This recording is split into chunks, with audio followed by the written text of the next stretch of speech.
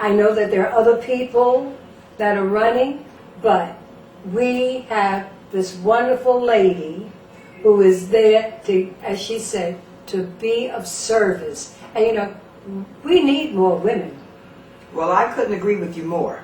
Okay. I really couldn't. You know, in that, as you know, my past as well has been a champion of women's political empowerment. And so I'm a testimony to it. Yes. I believe in it for no other reason as during my time as Director of Equal Employment Opportunity at Seagram. Mm-hmm. You know, I believe in equal opportunity in everything, in jobs, in employment, and certainly in the political spectrum. Mm-hmm. And I think that as you look around the state, this is 2010. Look at the number of women who are running for office around the country. Yes. Certainly in this state, they are challenging incumbents. And let me say about challenging incumbents, not so much challenging incumbents. They are standing up and saying that I think that I can do the job Mm-hmm. as well or better Right. than those who are there or those who I am competing. And I think that's what we've all sought for. That's certainly what I hope to leave a legacy of my daughter Yes. and my granddaughter.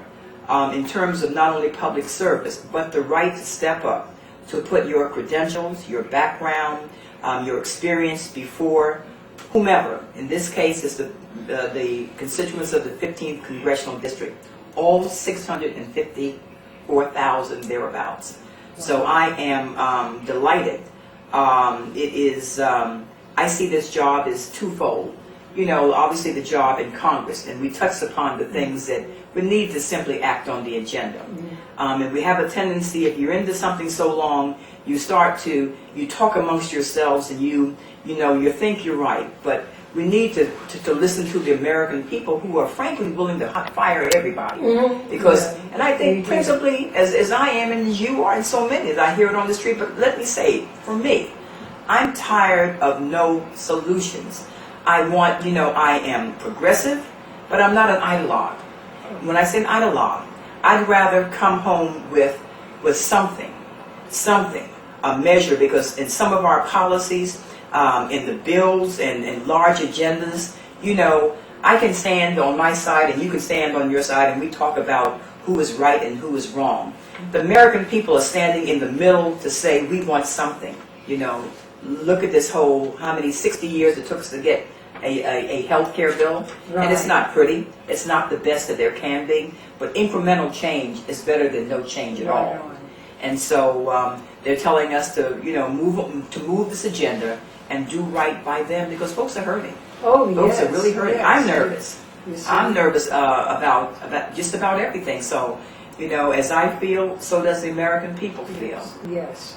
And I think for the 15th Congressional, this is a unique congressional district for a couple of things. It's a historic district. Its central theme is Harlem. Yes. And it always will be. While it encompasses this great west side that we live on in East Harlem and Washington Heights and vibrant, but its central theme is Harlem. Mm-hmm. When I was a little girl, I grew up in Poughkeepsie, New York, mm-hmm. but I had an aunt that lived in 474 West 127th Street, St. Nicholas houses. Yes. We would come down, and it was nothing finer than to come and to see Aunt Helen. She lived on I believe it was 14 stories or 12 stories, but she lived on the 12th floor.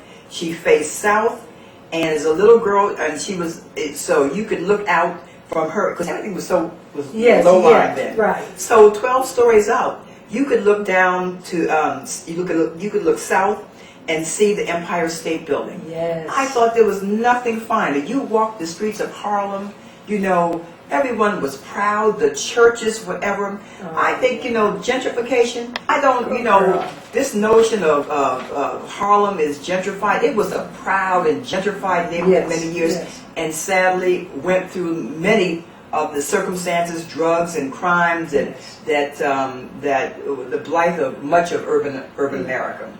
But to say that we don't like pristine services and grocery stores, and that's not gentrification. That's bringing Harlem back to where it was. See, remember, there was a Renaissance. Oh, and we didn't know it. I didn't know that my aunt lived in a project. But it was like a palace. I just knew she lived in a slick 12-story. I love it. 12-story apartment that I could look out the window Yes. and see the Empire State Building. Absolutely. And walk the streets of, great stores. My dad would, I was up here one summer with my dad and met on the corner of 138th and Adam Clayton Powell. Who did I meet? I met Willie Mays. Go ahead. My aunt lived then on what they called, it wasn't Strivers Road then. It was just a nice block. I remember hanging out the window of this brownstone. She didn't own it. She rented. She and her husband rented it. So my point of this is, it has a rich history. Yes. The challenge for all of us now in this so-called gentrified environment is that the people who lived there from the 20s, Yes. I mean the early 60s as a little girl, Yes. and who have seen it through its hard times, good times, hard times, that they can stay there. Right. Because a sustainable community is a community that has everybody.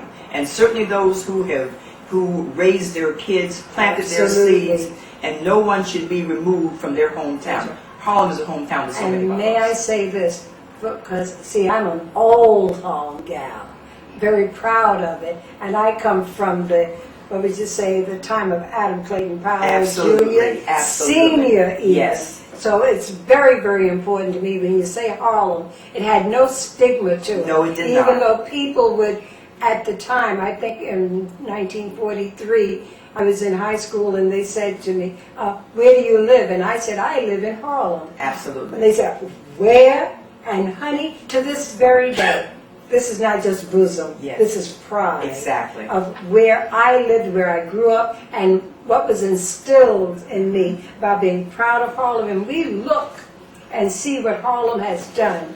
There's no reason for us to turn back. And it's no reason to complain about other people who are there. It's for us to fight harder to stay Absolutely. where we are.